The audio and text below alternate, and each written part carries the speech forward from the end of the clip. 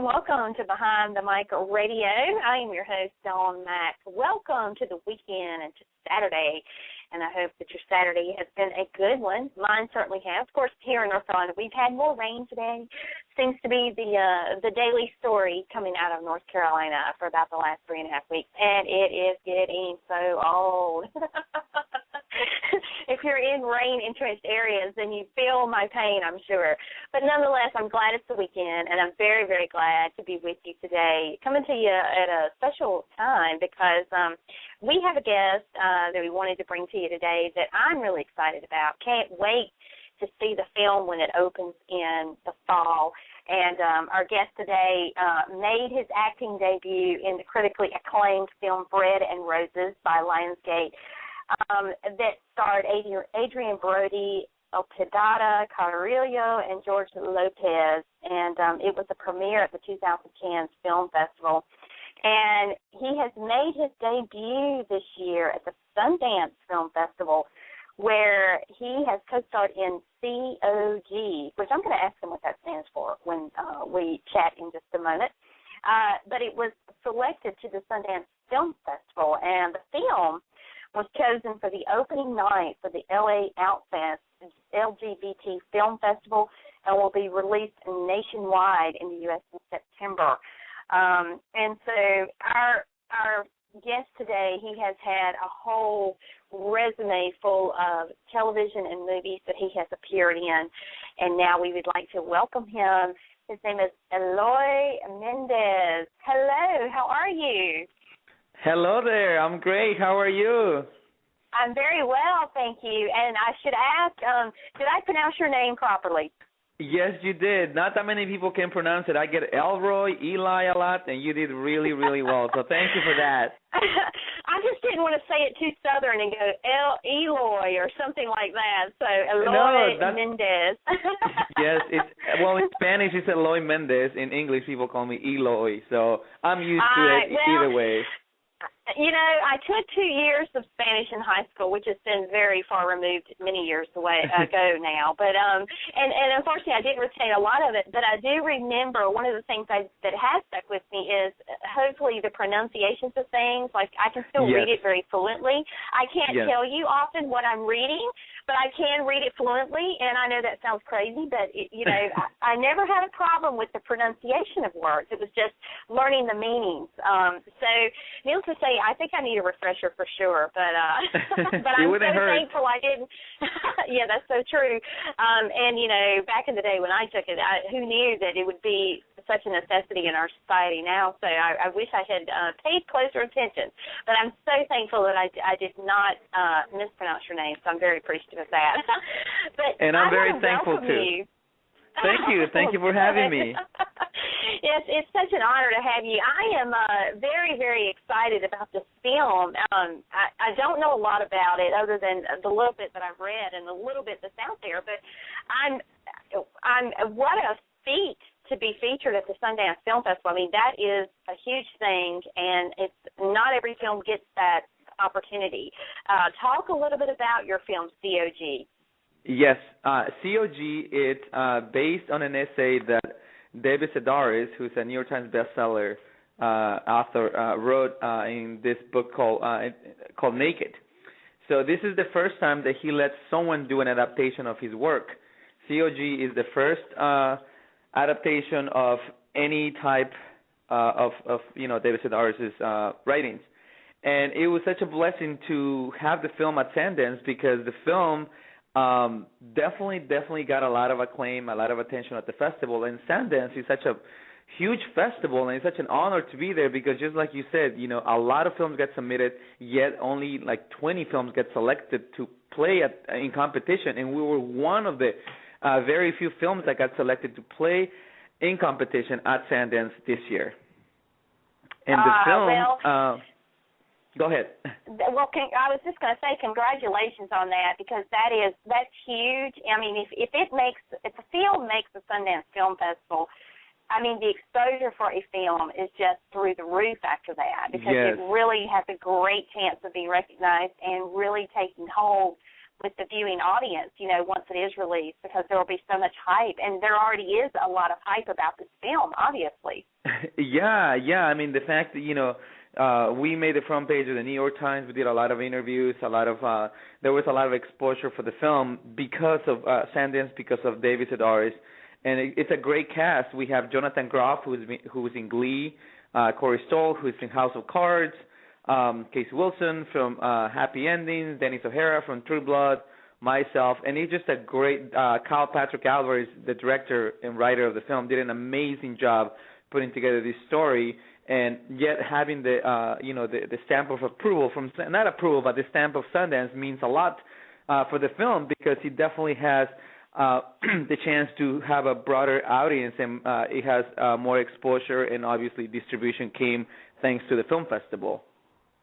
Oh yeah, definitely, and I'm excited about the film because it, for one thing, I mean it did something that so few films do at the festival, and that is, as I was mentioning in the opening remarks, that it was chosen for the opening night of the LA Outfest, which is, yes, I know, a huge coup for the LGBT community. And anytime that is included in what they're about, it is a major coup for them and for society as a whole. Yes. Outfest has done an amazing job nurturing stories that otherwise will never get any type of attention. So having a COG premiere at Outfest 3 days ago, which was an amazing night, by the way. We had an amazing, fantastic night.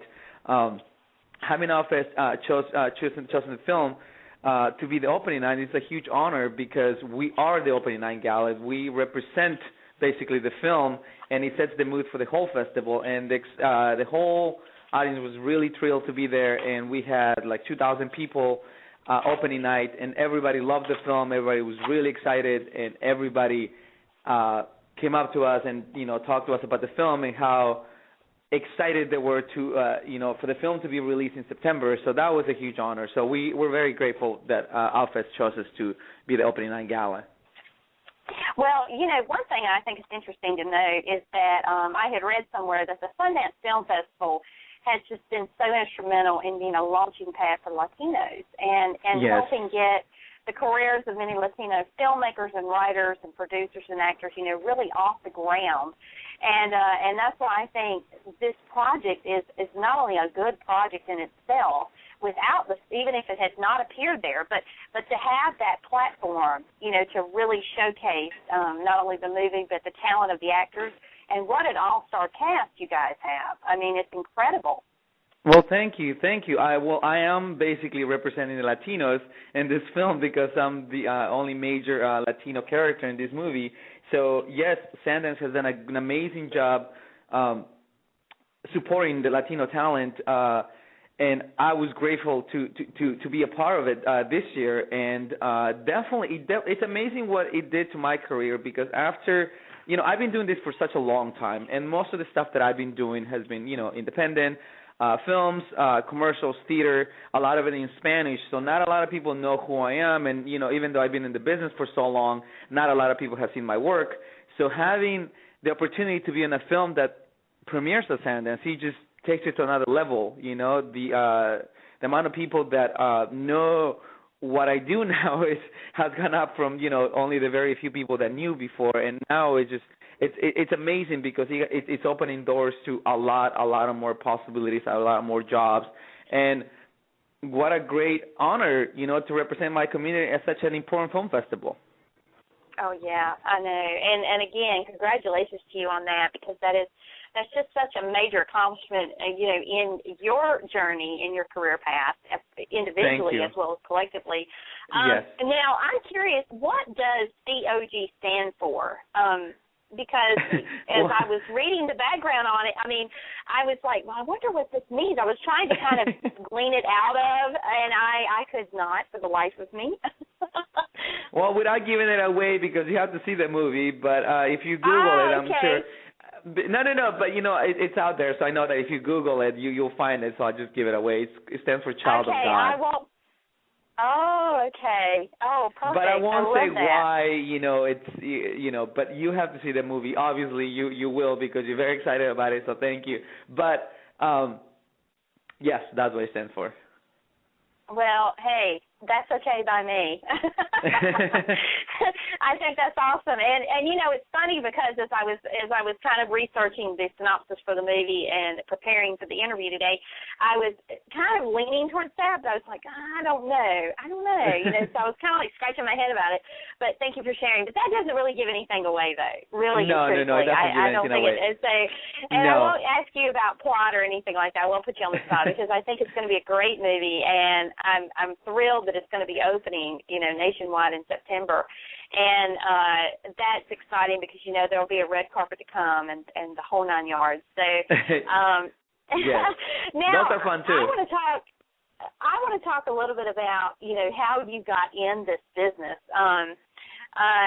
because I think it's interesting. I think I read somewhere, and maybe I'm wrong, but it seems like I remember you or reading something about you didn't have intentions originally to be involved in acting.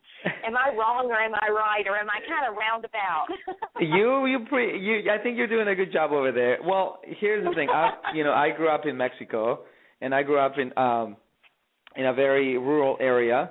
As a kid, I had a lot of dreams. Unfortunately, I grew up in a very poor environment, so the opportunities weren't there. So every time I told people I wanted to be an actor, people always laugh at me because they were like, you'll never make it because he's so far out there that, nobody in our community has done it. So I was like, well, I'll be the first one. And it was hard because, again, it was a hard living, but that gave me the strength to learn how to work hard for what you believe in and to have a dream. So when I was 18, I moved to this country, and I've always wanted to be an actor, yet I didn't move here to pursue an acting career. I pursued here for a better living, for myself and my family, and my mom especially, who, as a kid, worked really hard to support the family. So I wanted to give my mom a better life. So when I moved here, I started from scratch. I didn't speak any English. I had to start from the bottom. I didn't know anybody. I was 18, just full of hopes, full of dreams, and it was hard because it was a new country, new environment, new culture, new language, new everything.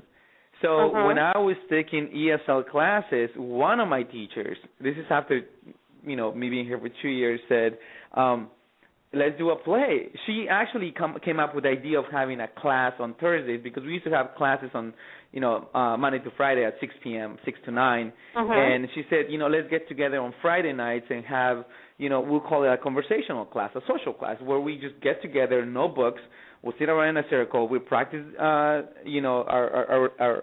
English. So we'll tell stories all in English, and we'll help each other. And it was great because we created a sense of community. There were a lot of people from different parts of the world, and we'll just sit there and we'll start telling stories, but all in English, not in our native language, but all in English, so we'll help each other.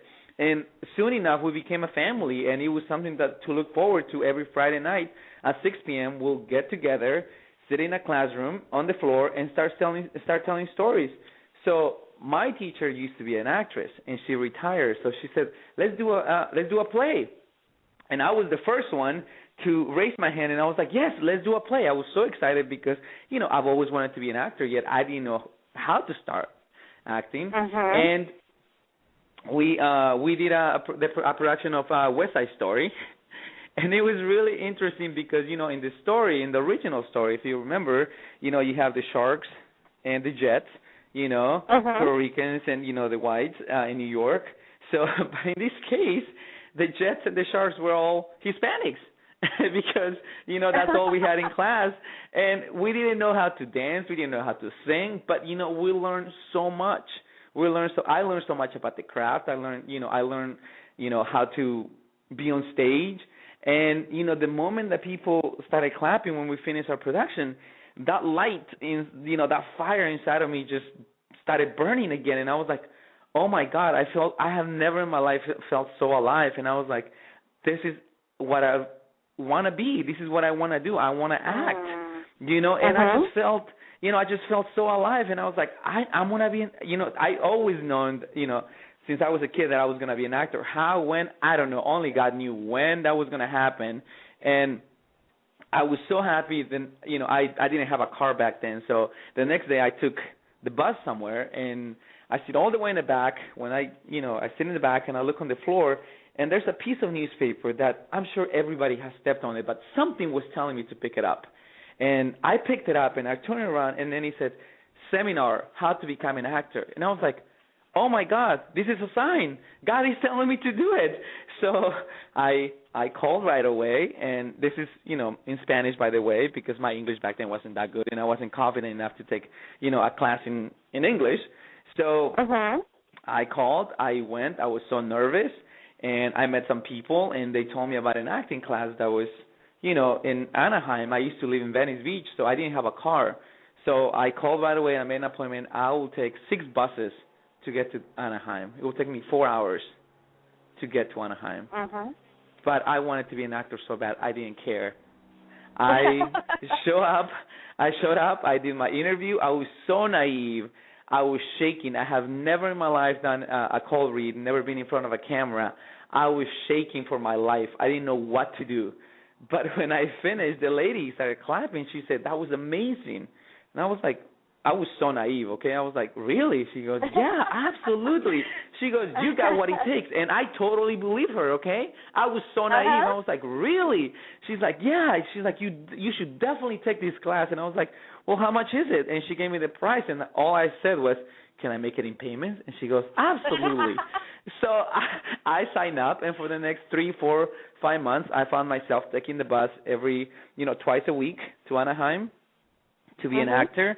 And then from there, I started, I got my pictures taken, and then my teacher, my ESL teacher, helped me create a fake resume, because as an actor, you need to have a resume. So she helped me create a resume, and we added some stuff that she has done, and she put me as a cast member on some of the stuff she has done. So she's like, this is the only way, because you don't have anything. So I was like, okay, and soon enough, I started getting phone calls. Now, back in the days, we're talking about 12 years ago, everything was done through the mail. You send your picture and resume. Now everything is done online, and nowadays it's so easy. Everything has changed. And we're talking 12 years ago, where everything was done through the mail, and you had a pager and somebody called you. It's so different. I mean, kids nowadays have it easy. Okay, we have it so much easier nowadays. But anyway, so I started submitting my photos and resume, and I started getting phone calls, and then I booked one thing after another, and I was like, oh my God, now. I have never really taken a class. I mean, the very few classes that I took in Spanish in Anaheim were the basic stuff, the very, very basic stuff. And then I booked a commercial for the Spanish network, and I was like, oh my God, I was so excited. I booked my first professional play, and I was very naive at the whole professional side of theater. So I didn't have a car. I used to take the bus everywhere, and that was the hard part, to take the bus, because I don't know if you're familiar with the public transportation system in Los Angeles, but it kind of sucks. We don't have a really good transportation system here, so you have to take a lot of buses, and it takes forever. But yet I started taking the bus everywhere to my play, and then, I learned so much.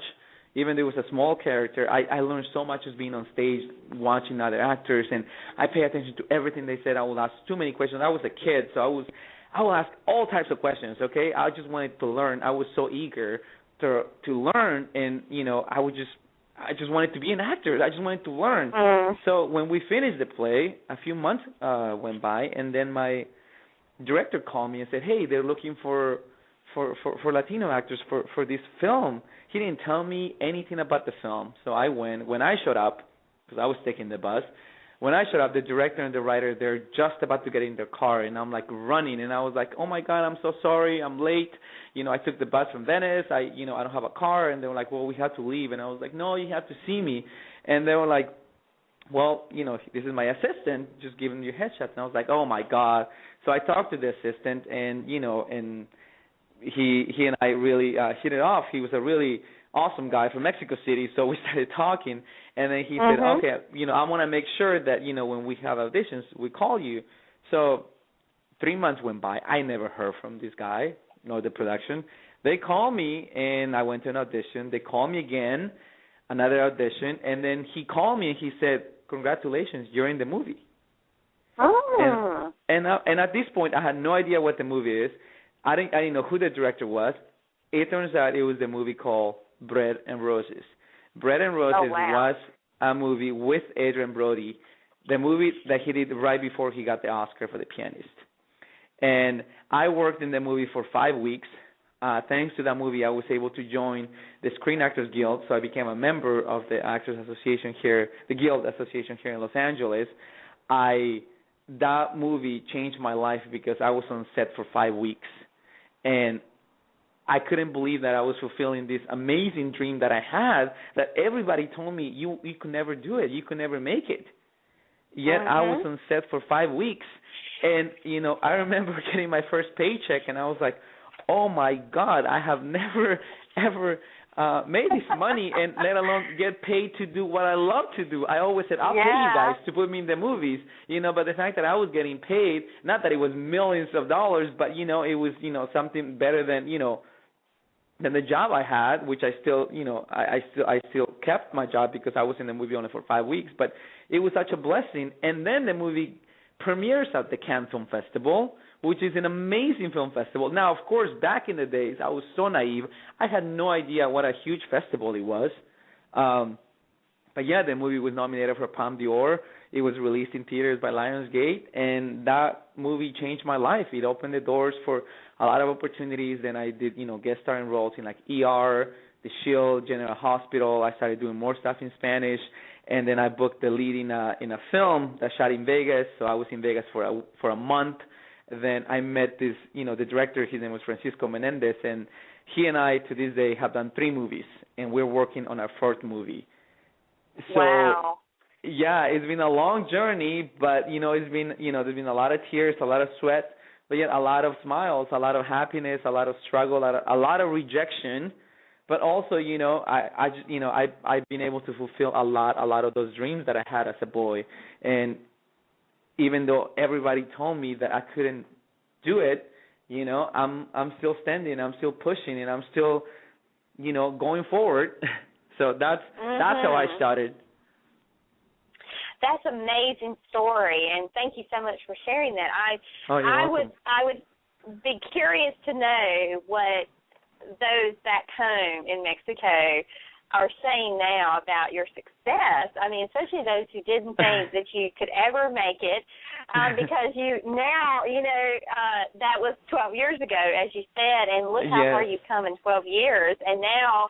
Well, you're in another film that's coming up in September. The COG is going to be released. So this is exciting, and I can definitely tell that you're extremely passionate about what you're doing and that you love what you do. And that's awesome that you never gave up on your dreams, because had you done, if you had listened to the naysayers, you might not have ever booked your first role. And and obviously. That teacher so long ago saw something in you, your talent, when you were on stage, and believed in your talent and believed in you, that she, helped push you along, and I think that's awesome. So yes, she was definitely a person. That's an incredible story. Well, thank you. I'm a huge believer in, in miracles happening, without getting into the religious part. I just, I'm a very positive person. And I'm always a huge believer in doing good, good karma, and just staying true to who you are, and believing in yourself. And sometimes it's really hard, because when you have no one believing in you, the only person you have is you. And sometimes you can be your worst enemy, right? You just give up and you can't. And especially in LA, where we're talking, I'm competing with a bunch of actors here.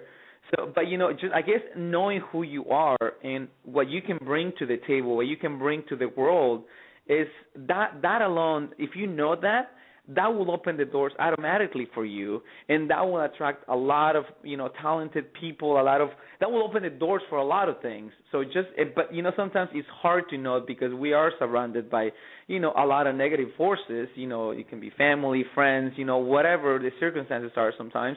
We are surrounded by a lot of negative, energy. So as long as you know who you are and you have a goal and a dream, I think that's important, to have that dream and never give up, because if you do,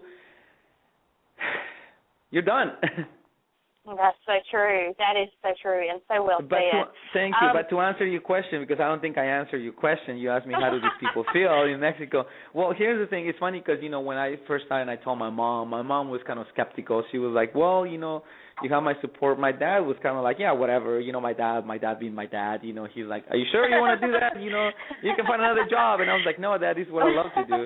And, I guess the biggest satisfaction for me is, to hear my dad, who's not very, who doesn't really open up, he doesn't really share his feelings, but for him to tell me, son, I'm proud of you, that to me means a lot.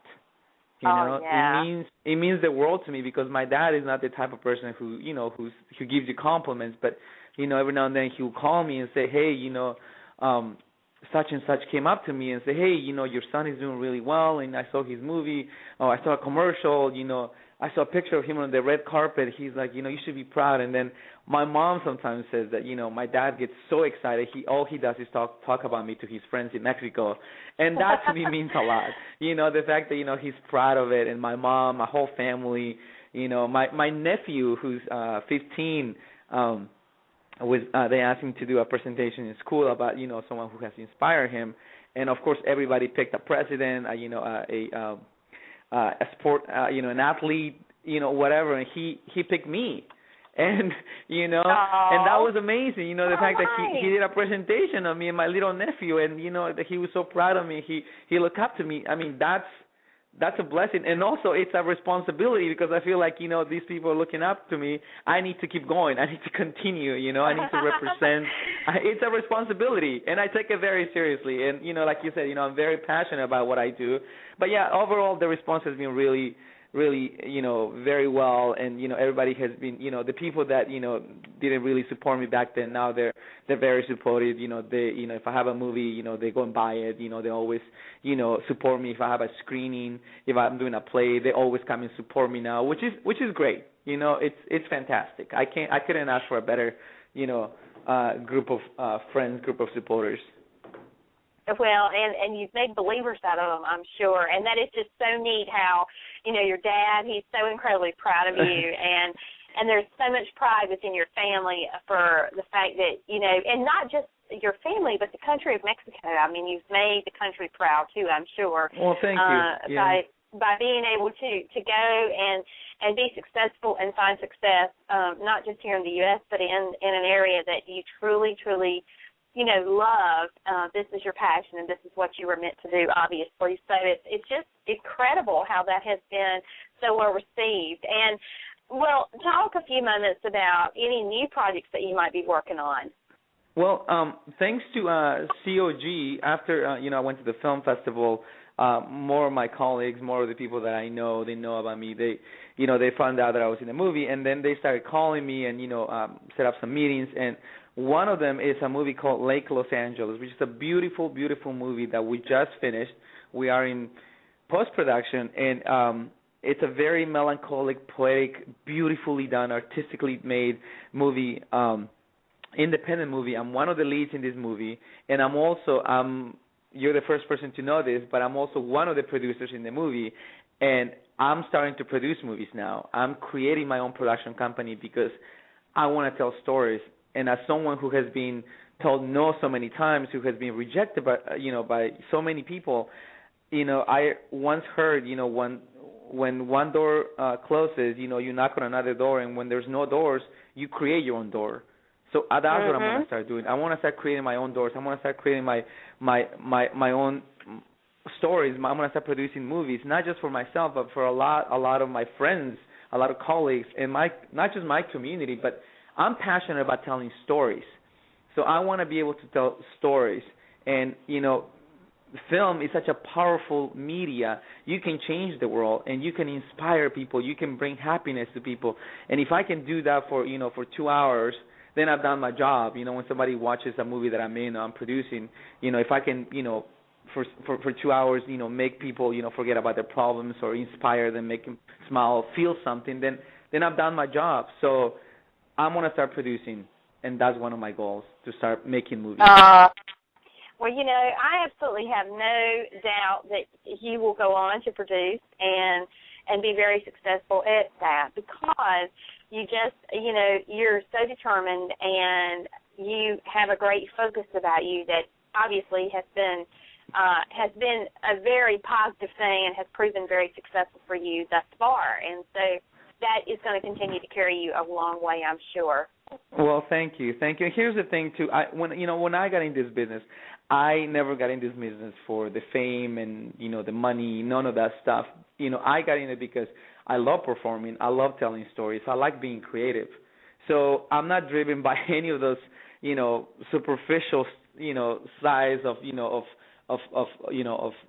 this entertainment industry.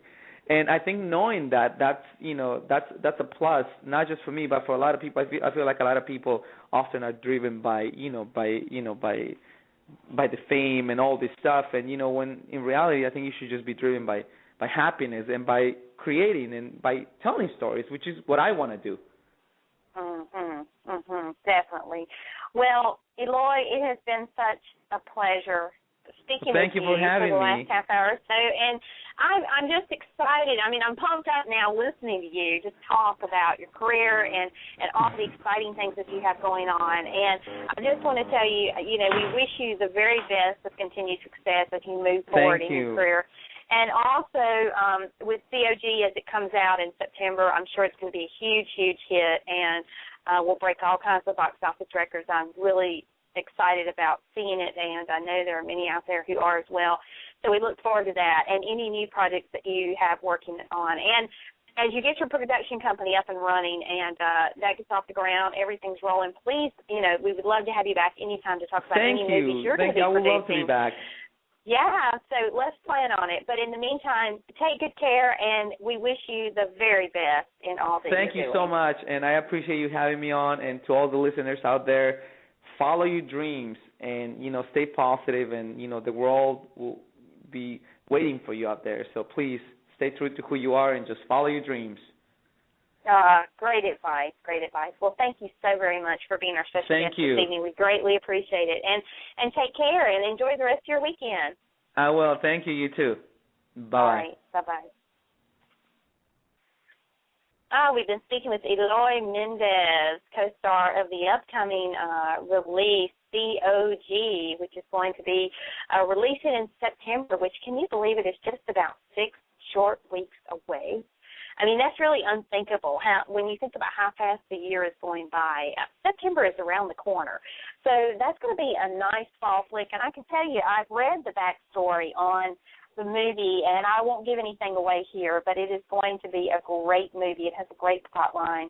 And again, it was an official selection at the 2013 Sundance Film Festival, so it has received the Sundance Film Festival mark of approval, if that tells you how good the movie is.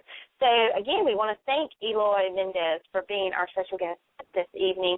And also thanks to all of you for being here with us. And if you're brand new to our program, welcome aboard. We're always glad to have new listeners, and we would love to have you back at any time.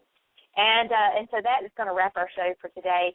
Coming up on Monday, though, we will be here at 8 p.m. Eastern, and we have the lead singer from a blues band, a blues rocker. Her name is Peach, and it's the Peach Blues Band, and she is going to be here with us talking about their music, their latest album, their tour, and all kinds of great stuff. So if you're a big fan of blues music, or if you're a fan of Peach, please join us 8 p.m. Eastern, and we will be right here chatting with her.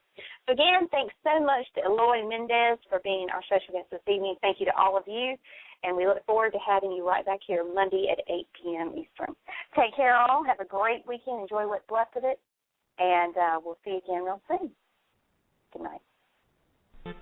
Thanks Thanks for listening to tonight's show. You can connect to Behind the Mic Radio on Twitter at BT Mic Radio and on Facebook at Behind the Mic Radio. Check out our website at BehindTheMicRadio.com.